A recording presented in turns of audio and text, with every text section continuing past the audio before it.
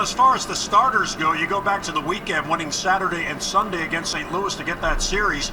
Wade Miley and Ubaldo won starts back-to-back days. It looked like maybe they would turn the corner, but then last night, Dylan Bundy, who has been their most consistent starter, he struggled a little bit. Yeah, and I suppose, we were talking about the game when you could be 12-0. It's not like you go home and said, well, if we only did this or whatever, because they thrashed the Orioles. The other thing is, and Dylan was, 3 scoreless innings, and then he made a couple of bad pitches.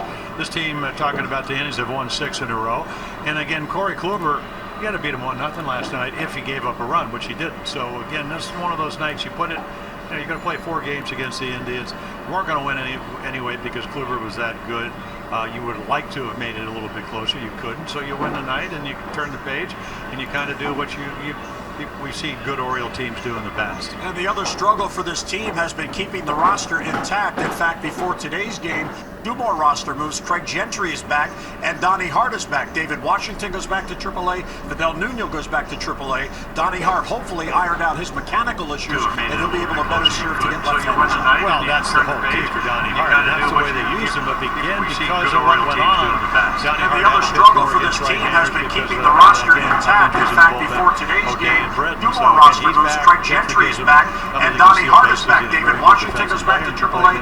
Fidel Nuno goes back to AAA. Donnie Hart hopefully ironed out his mechanical issues, and he'll be able to better serve to get left-handers. Well, that's the whole key for Donnie Hart. That's the way they use him, but again, because of what went on, and the other struggle for this team has been keeping the roster intact. In fact, before today's game, 2 more roster moves. Craig Gentry is back, and Donnie Hart is back. David Washington goes back to AAA. Fidel Nuno goes back to AAA. Donnie Hart hopefully ironed out his mechanical issues, and he'll be able to better serve to get left-handers.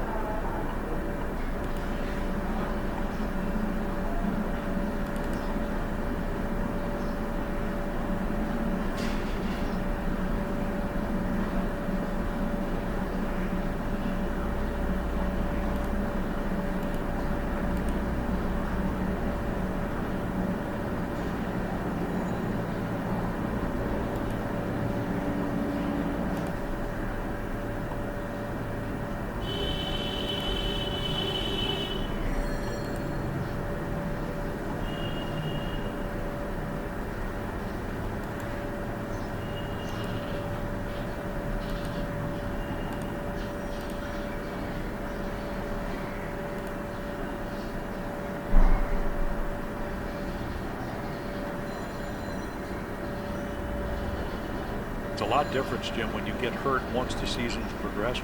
You're pretty much in shape. He never really had that luxury.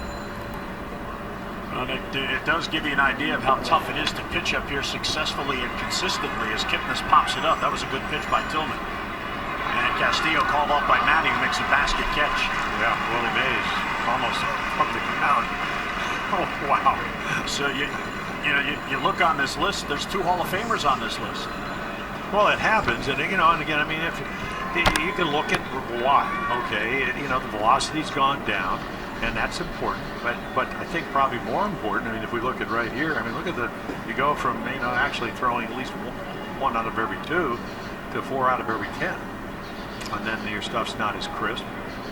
You saw it on the curveball. The curveball kind of just rolled up there when he's at his best, and maybe we'll see that tonight, hopefully. You don't got to get that hanging hook. Well, one of Jose Ramirez, who is red hot, comes in with a 7-game hitting streak, has that batting average up to .318, which is 7th best in the league.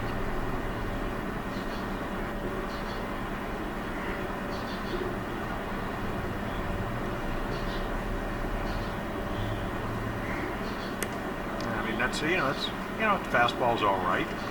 Trying to hit the outside corner, but instead of hitting it, and for me, the nerve, I'd throw the ball for the corner and it would go off. And you go, what's going on here? And, Chris had been talking to him for really the last 5-6 weeks, and he said you got in bad habits when you favor your shoulder, so the command out there.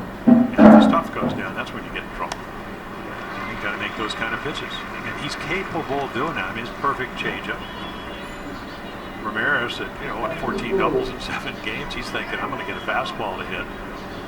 And again, if you're really going well, he would have hit that ball right to your second baseman for a double play. But he swings right through it. So 2-1 on Ramirez. Runner at first, 1 down. There's another one. If you look at Dylan Bundy, he used his changeups quite well through the first 3 innings, but he made a couple of bad pitches with it. One to Austin Jackson that really kind of turned the game around in a sense. It was 2-0. He was 1 for 19. He kind of hung it and hit it down the left field corner. So it's all right to use your pitches, but when they know that you're not throwing as hard as you used to, so they can wait a little bit longer. That's what the scouting reports do. They can look at film, they can look at radar guns, they get all the advanced. And again, that's just that's 6 inches off. That's 3 fastballs all in the same place. So you got to try to figure it out. Okay, what's the deal? Why is it doing that? Not the umpire.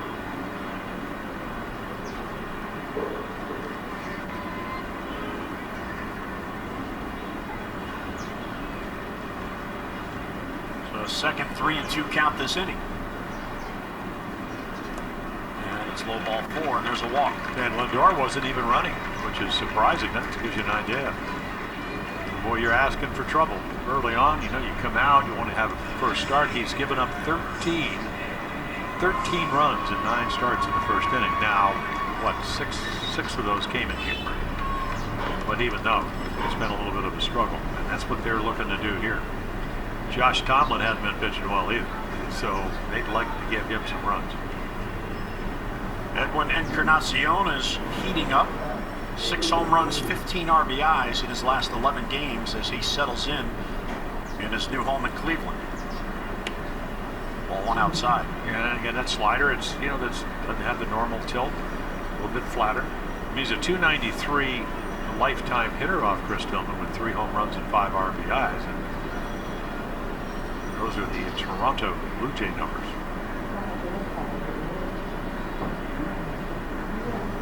Sure use a double play ball here. Here's the 1-0 and it's low. Throw back behind the runner and out at second base is Lindor.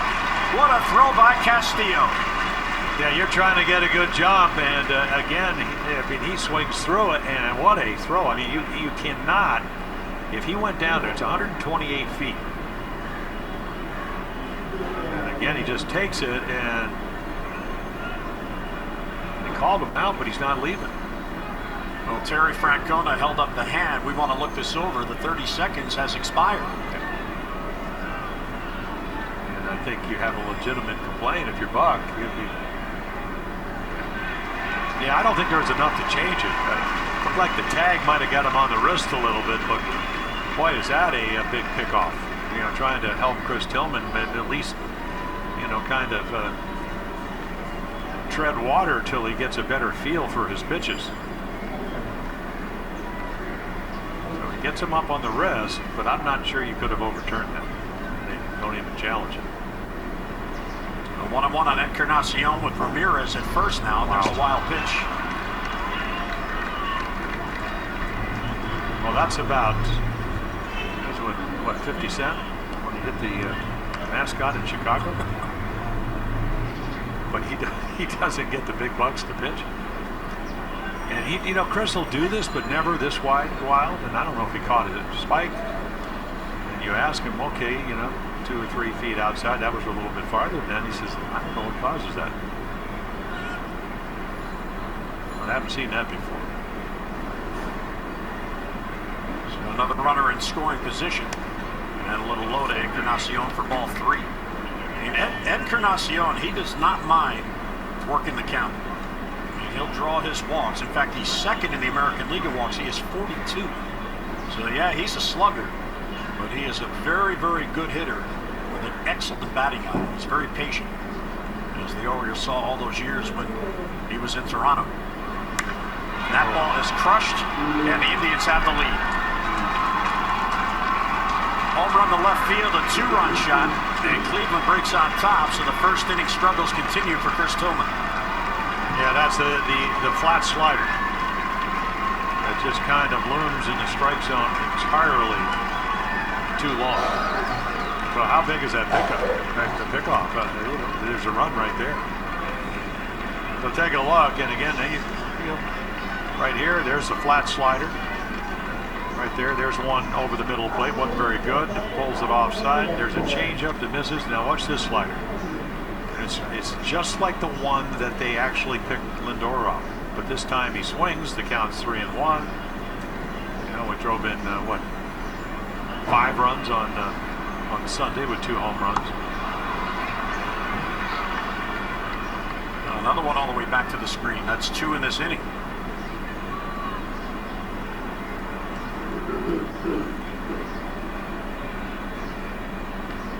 .454-foot home run. Well, that's kind of the one he hit in the upper deck on Sunday in Minnesota. He had 2. He hit a hang and breaking ball, very much like the pitch he just hit off Chris, and then he hit one into the second deck in Minnesota. The park in Minnesota, much bigger ballpark than Camden Yards. What it didn't matter is they went in and swept 4 in a row.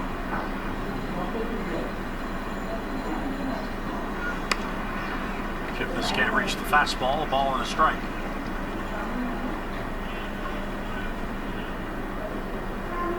Chisenhall, rather.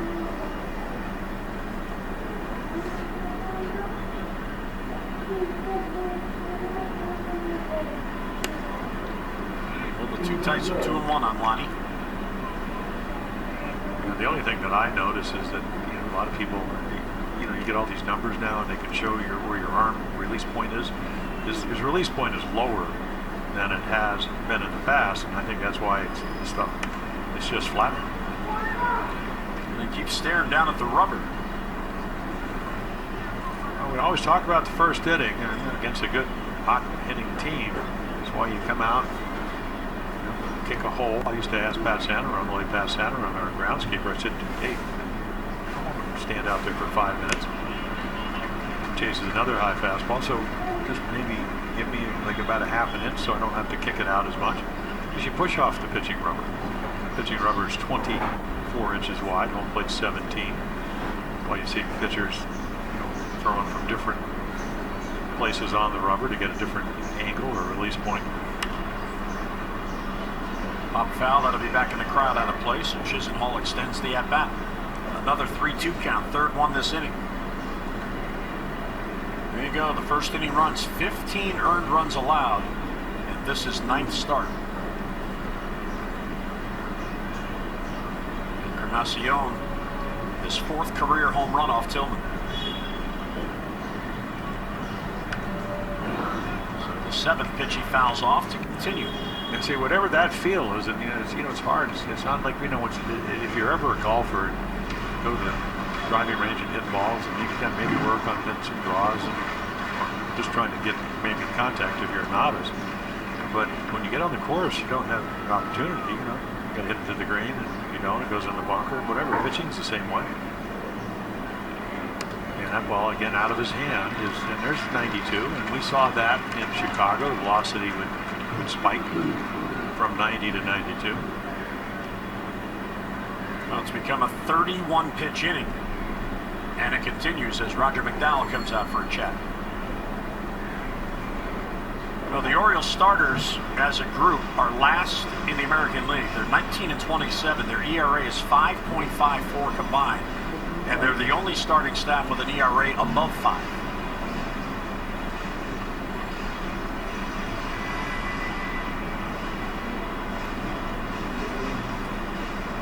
was the first pitch strike percentage, Jim, and that has dropped.